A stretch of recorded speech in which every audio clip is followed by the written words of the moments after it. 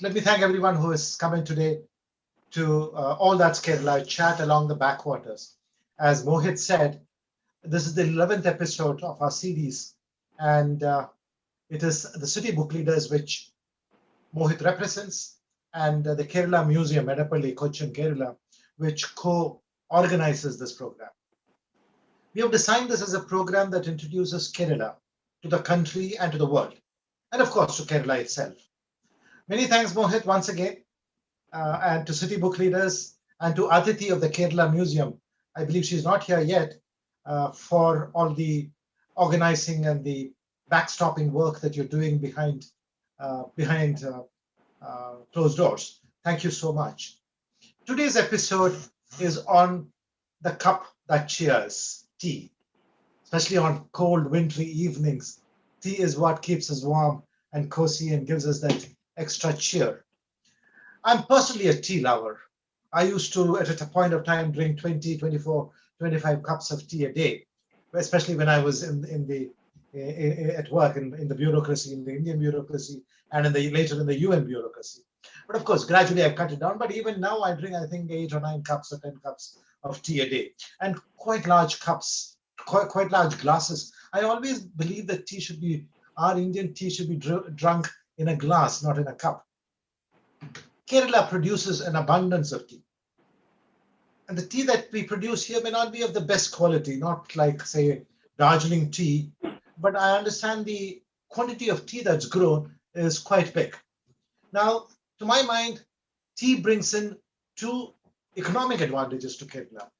One is the income that, of course, the sale of tea brings in to the state, which is huge, and of course, connected with the foreign exchange that we get when we export the tea. The second, and I'm told that even in times of COVID, the orthodox variety of leaf tea from Kerala has become a hit in the Commonwealth of Independent States, CIS countries, including Russia, and that China purchases tea from us and then exports it to Iran and other countries. But I think you should know better.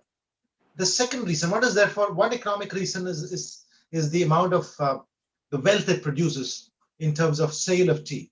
The second, I think, important aspect of tea for Kerala is something related. What makes Kerala beautiful are its mountains. They bring the tourists in. More than the beaches, there are beaches all across the world, but the type of mountains that we have in Kerala is unique.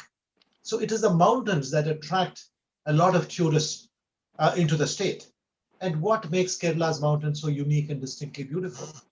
If you ask me, the answer is the manicured tea gardens of our states on the verdant slopes of Munnar. It's actually beautiful to see them.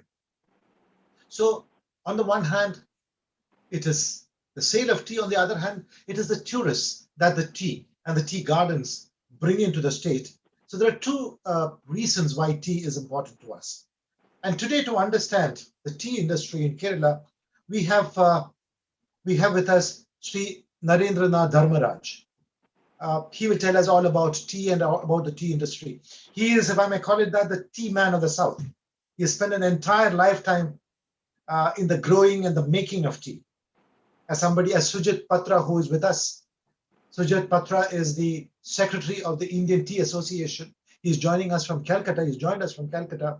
He tells us, Mr. Dharmaraj is the doyen of the South Indian tea industry. Until recently, he was the chief executive officer and the whole-time director of Harrison Malayalam Limited. He was earlier chairman of the very, very powerful, and I should know it, because as Labour Commissioner Kerala, I had to take some tough beatings from it. He's the chairman of the Association of Planters of Kerala, that powerful body that represents the plantation industry in Kerala. And they include not only Harrison Malayalam, but tea estates like Kannandev and also rubber planters and coffee planters. It's a very powerful body. He was chairman of that. He was also president of the United Planters Association of South India, UPASI, which is the South Indian body, of which the APK Kerala Association of Planters of Kerala is a part. Mr. Dharmaraj was the president of the UPASI, the United Planters Association of South India. Dharmaraj has spent a lifetime, that's over 45 years, in the plantation industry, and in the agri-business. So he should know everything that there is to know about the tea industry in Kerala. And I would encourage our listeners, our viewers, to ask him questions. All that you wanted to know about tea and did not know whom to ask, you can ask Mr. Dharmaraj during the course of the next 50 minutes or so. Mr. Dharmaraj has also been Vice President of the Tea Division of Harrison Malayalam. He was manager of the Tea Division of Unilever at Cambridge, England for about 3 years. He has traveled extensively across the tea world, both tea producing countries and tea consuming countries. Thank you for being with us tonight, Mr. Dharmaraj. Welcome to All That's Kerala, a chat along the backwaters. I should also once again welcome Mr. Sujit Patra, who joined us at very short notice, half an hour's notice to be exact. He is the Secretary of the Indian Tea Association. He's based in Calcutta. He knows all that there is to know about the tea industry in the country as a whole, the exports, the production, the costs, the incomes, and so on. So thank you, both of you. I believe my own batchmate from the Indian Foreign Service, Mr. Dinkar Srivastava, will also be joining us. Mr. Dinkar Srivastava was India's ambassador in Iran, in Libya, and in the Czech Republic. Earlier, he was the first secretary in Amman, in Jordan. And he has been promoting Indian tea whenever he was posted in these countries. So he should also be joining us shortly. Thank you all very much. Welcome all of you to the program, the 11th episode of All That's Kerala, Chat Along the Backwaters. Let me start off with asking Mr. Dharmaraj my first question. It's more. We have Mr. Dinkar here with us now. Welcome, Mr. Dinkar Srivastava. Thank you for being here. Mr. Dinkar is was India's ambassador in Iran, in the Czech Republic, and in Libya, and India's first secretary in Amman, capital of Jordan. Welcome, and he knows a lot about tea industry because he has been promoting tea in all these postings of his. Welcome, Dinkar. Thank you so much for being here. Pleasure to see you. Let me start out by asking my first question to Mr. Dharmaraj. Tea actually dates back to China. It's about 5,000 years old. I believe it was in 2732 BC that the Emperor Shennong discovered tea. When tea leaves from a wild tea bush blew across because of the winds and fell into a pot of boiling water, and he later tasted the water, and it was the aroma and the smell and the taste was something that he loved very much. He loved the scent as well of the resulting brew. That was 5,000 years ago. But when, Mr. Dharmaraj, did tea come to Kerala? When was the first tea plantation laid out here? When was the first tea produced here on an industry scale here in Kerala, Mr. Dharmaraj? Thank you, Mr. Joseph, sir. It's a privilege to have the occasion to interact with someone of your background and caliber. Therefore, I'm very delighted to say the least. I'm also happy that your colleague in the IFS, Mr. Srivastava, who was, among other things, Indian ambassador to Iran, a key exporting country from Indian tea standpoint. I'm happy to have him here. Equally a privilege to share this forum with him. And of course, my friend in the industry over many decades, Sujit Patra. Happy to have you here, Sujit. And thank you, Mohit, for organizing this excellent subject surrounding Kerala. So Joseph did mention a couple of points which makes tea in Kerala unique. And of course, he mentioned the revenue earning capability. I think the turnover of the Kerala tea is about 7,000 crores.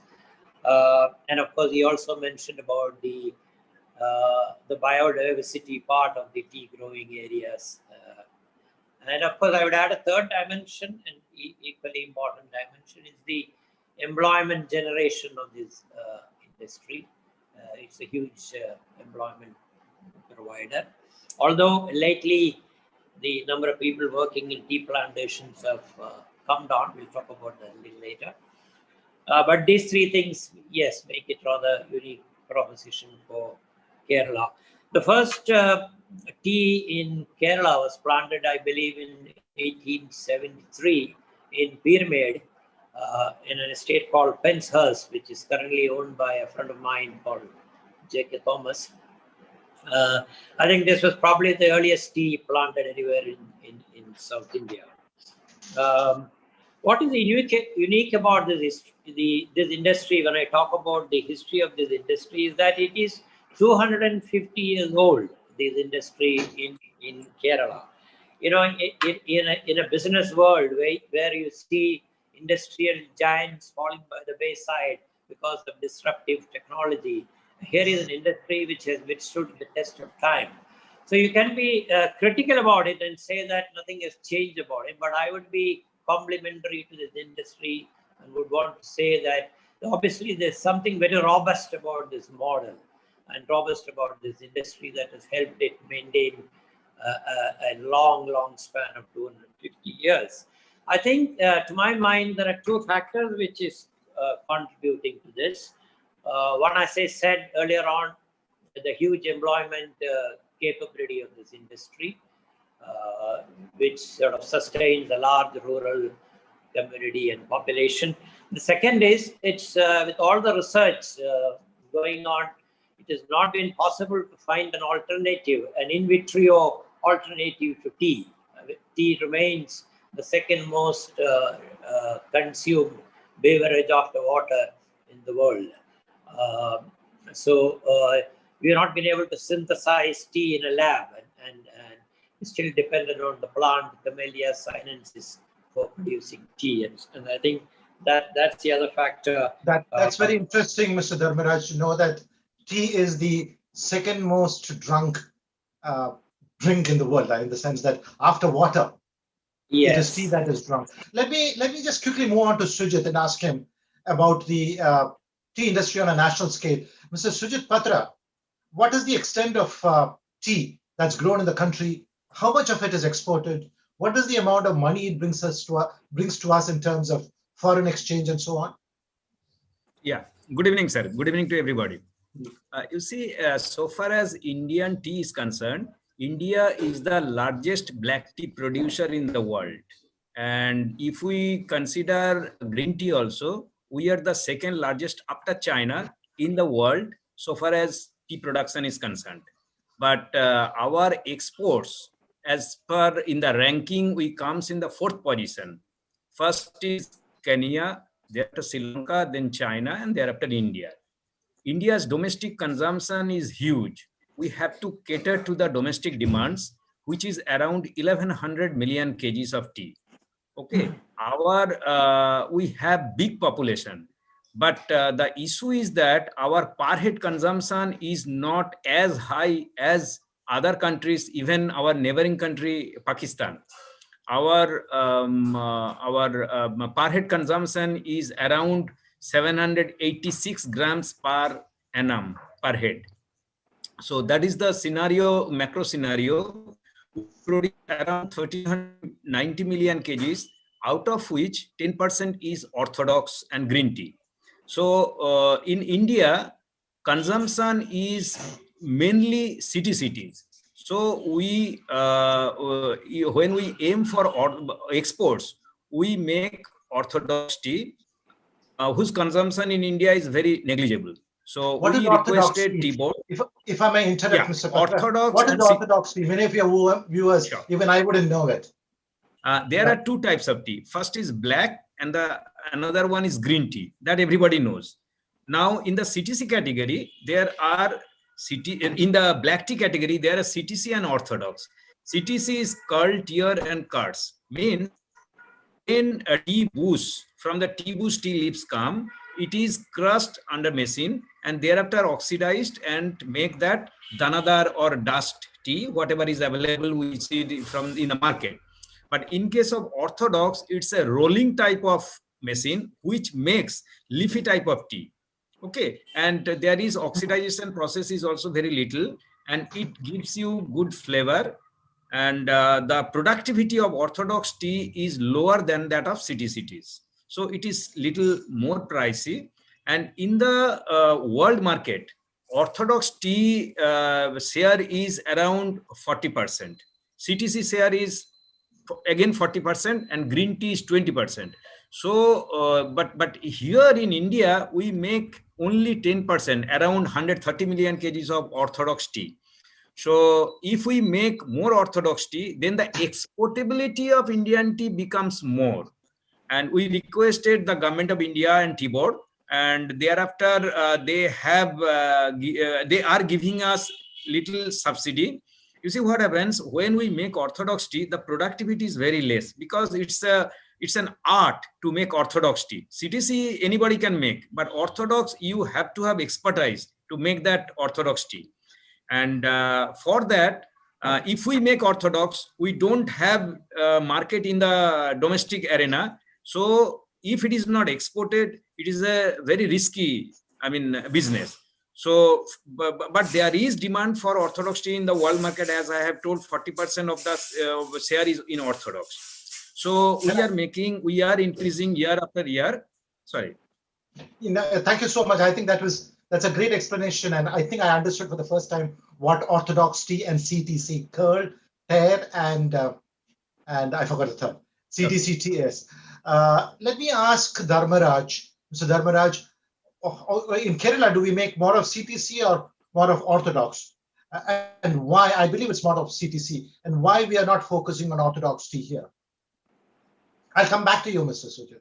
Sure. Yeah, as Sujit said, we also make a relatively smaller percentage of orthodox tea, maybe a little more than what Assam makes. I would say it's around 20% of our total production will be orthodox tea. As you mentioned, as the name indicates, orthodox was the way it was originally made when tea manufacture started. But with the emphasis on a more number of cups per unit kilogram of tea or unit weight of tea, that is how the CTC, the cut, pear, and curd that Sujit mentioned, came into being. And that the CTC eventually gave rise to the concept of tea bags, because faster infusion became the need of the consumer. So there was greater appeal and popularity for the CTC tea globally, and definitely from a domestic consumption point of view. And therefore, orthodox tea took a bit of a backseat. It is also less productive, as Sujit is saying, because you need a finer quality of leaf, which brings down your crop production, and your recovery of the made tea from green leaf in orthodox tends to be much lower than that in CTC. So because of the higher cost involved. Do I understand, Mr. Dharmaraj, that orthodox tea are the leaf tea, like Darjeeling tea, the more expensive tea? That's orthodox. Yeah, the leaf is typically a leafy tea, but its liquor has a greater flavor and aroma, etc. But in Kerala and the rest of India, we prefer the CTC because it's stronger. You get that. It is stronger. It is faster brewing. It is also to do with the way tea is brewed. I mean, as you would have seen in the hotels and tea shops, use this cloth sieve in a samovar. As they call the 1 yard tea. Yes. What you do normally there is you don't add tea each time you make more tea. You actually take the life out of the tea, in a manner of speaking. So any tea that stands repeated brewing is a good tea, because they get what they call more cuppage, which means the hotels and tea shop gets more number of cups from a kilogram of tea, which is of course value for money for them. So that is CTC, isn't it? Yes. That's right. Yeah. Now, both CTC and the orthodox tea, I believe, start off as 2 leaves and a bud, and they are picked in the morning from the tea bushes. They're collected and they're brought to the factory. Now, when are they plucked? I believe they're plucked in the morning. How old are these tea bushes? The tea bushes are pruned from time to time, so some of them can be very old, I believe. And do they get replanted like rubber gets replanted every, 30, 40 years? Do tea bushes get replanted? When we get into the subject of tea tea manufacturing, I must mention upfront that tea is a very natural product. Amongst the very few products where there is no additives, external additives whatsoever. It is internally synthesized by the biochemistry of the tea leaf, and therefore it's as natural a food or beverage product as it can get. Tea is essentially a tree. If you don't prune it, like you said, it will become a tree. It is pruned at a certain height to enable harvesting from ergonomics point of view. And the height at which it is pruned and how often it is pruned has a bearing on the rate of growth and the elevation in which tea is grown. Because higher the elevation, slower the growth, lower the elevation, faster the growth. So in a lower elevation, you might prune once in 3 years. Assam, Sujit will tell you, prunes every 2 years. In places like Munnar, you only prune every 5 years or 6 years because the growth is slow. And then they are harvested at a certain interval, depending on, again, the rate of growth of the year and in the sort of months of April, May, and October, November, which are the peak growing seasons, coinciding with warm weather and rainfall. It is harvested more frequently, and in the colder weather and in the height of monsoons, it is harvested less often. And two-leaf in a bud is a bit of a misnomer in the sense because the weight of the tea leaf increases geometrically. You know, a one-leaf in a bud, if it is 2 grams, a two-leaf in a bud is 4 grams, and a 3-leaf in a bud is 8 grams. So, you know, in terms of economics, you want to balance quality and quantity. And therefore, typically in a large corporate plantation, one would target a 3-leaf in a bud, which gives a good balance between the quality and the quantity. Of course, 3-leaf in a bud, yes. Not 2 leaves in a bud. Not 2-leaf. 2-leaf is, you can do 2-leaf in a bud, which will give us a better quality, no doubt, but there will be a huge drop in the volume of crop production. So from an economic point of view, unless that value fully compensates for your increased cost, it may not be a great idea. So that's entirely a choice up to the producer, depending on what price he's getting for his teas. But largely, from a Kerala perspective, what we target is a 3-leaf in the bud. And of course, the next process is it is taken to the factory for what is called a process of withering. There is something called physical withering and something called chemical withering. Physical withering is the removal of moisture from typically the tea leaf coming from the fields will have a moisture percentage of about 75%. You need to bring it down to about 55% before it is subjected to further treatment. Yes. Let me ask a question. Maybe Sujit would be the right person to answer this. Sujit Patra, is there a difference in the way tea is grown in Kerala and say in Assam or in Darjeeling? Is there a difference in the way it is grown? Why is the quality different between the tea that's grown here in Kerala and the one that's grown, say, in Darjeeling? Darjeeling tea is world famous. Kerala tea is not so famous, I believe. You see, quality depends on a lot of parameters, a lot of attributes are there. One is environment, another one is soil, then the plant seed, where from what kind of jat it has got, and thereafter plying management, as Mr. Dharmaraj has told that 2 leaves and buds, many times because of economic reason, because of productivity, there are 3 leaves, 4 leaves and a bud. Fine. And also plucking rounds.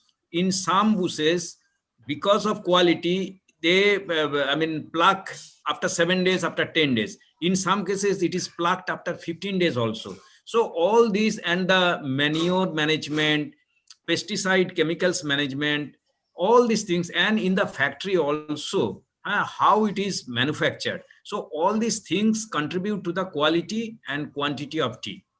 So in Assam, yes, all over India, all over the world, this is the basic procedure. And thereafter, depending on the management principles, environment, economic considerations, they are, manufacturing tea. So Dharmaraj, we've heard of Darjeeling tea. That's my personal favorite. We hear of Nilgiris tea. We hear of Assam tea. We hear of Sri Lankan tea, but we don't hear of a Kerala tea. Munnar does not have a brand of its own, isn't it? We have Kannan Devan tea, we have Tata tea, we have Finlay's tea, but there's no Kerala tea, there's no Munnar tea, is there? Why is that? So how come we don't have a brand name in Kerala for tea? Well, as Sajid mentioned, the quality in tea is dependent on soil and agroclimatic conditions, rainfall, temperatures, etc., which largely impacts the quality of tea. Darjeeling has a what they call a muscatel flavor. Nilgiris has an aroma of its own. Within Kerala, Munnar region has a high flavor. Travancore, which is Pyramid, Vandiperiyar, are known for its strength. Wayanad is known for its blackness of the leaf appearance. Ultimately, it's all a matter of consumer preferences. We talked about CTC and Orthodox. We have a major issue within my household itself. I like Orthodox tea with its flavor and aroma. My wife drinks only CTC tea. So we lived with such differences over 42 years. That's a different matter, of course. But it's ultimately driven by consumer preference and ultimately driven by the economics of the business. For your information, although Darjeeling rightly is called the champagne of teas, Darjeeling tea industry, as Sajid will vouch for it, is in absolute doldrums, despite the big price they get, because their crop production is extremely low and the productivity of labor is extremely low. So while you may denigrate Kerala tea for not being in the league of Sri Lanka and Darjeeling, etc., I would want to state that nor can Darjeeling or Sri Lanka or any other country match the yield levels of Kerala, for instance, Munnar or Wayanad or any other region. Thank you for that. Thank you for that bit of information, Mr. Dharmaraj. Like you, we have got differences in our household. I drink Darjeeling tea, Lipton Green Label. My wife drinks the CTC. The preferences are different. That green tea can prevent COVID. How far has it been established that green tea can prevent COVID? First, and then I'll move to good question. In fact, there are a lot of research work all over the world. Tea Board also has one arm which does this kind of research. Thousands of research papers have come out. Both green tea and black tea have the same benefits. Green tea has little more. Similarly, some properties of green tea, black tea has, which green tea does not have, vice versa. So green tea has become a fad, definitely. So far as COVID is concerned, there is research findings that tea, any tea, whether one consumes CTC, orthodox, green tea, whatever, tea provides immunity boosting.